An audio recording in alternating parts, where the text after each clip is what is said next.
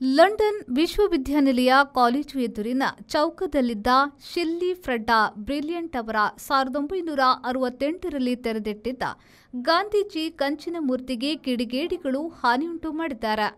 ಲಂಡನ್ನ ಟಾವಿಸ್ಟಾಕ್ ಚೌಕದಲ್ಲಿನ ಗಾಂಧೀಜಿಯವರ ಪ್ರತಿಮೆಗೆ ಅವರ ಜನ್ಮದಿನ ಅಕ್ಟೋಬರ್ 2ಕ್ಕೆ 3 ದಿನ ಮೊದಲು ಕಿಡಿಗೇಡಿಗಳು ಹಾನಿಯುಂಟು ಮಾಡಿದ್ದಾರೆ.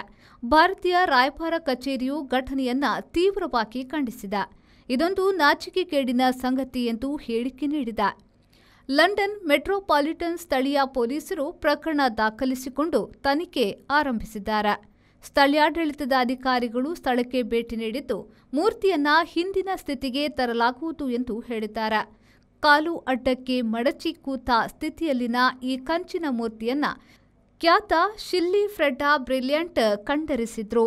1968ರಲ್ಲಿ ಇಲ್ಲಿನ ವಿಶ್ವವಿದ್ಯಾನಿಲಯ ಕಾಲೇಜಿನ ಎದುರು ಪೀಠದ ಮೇಲೆ ಸ್ಥಾಪಿಸಲಾಗಿತ್ತು. ಗಾಂಧೀಜಿಯವರ ಜನ್ಮ 100ನೇ ವರ್ಷಾಚರಣೆಗೆ ಆರಂಭದ ಗುರುತಾಗಿ ಈ ಪ್ರತಿಮೆಯನ್ನ ನಿಲ್ಲಿಸಲಾಗಿತ್ತು.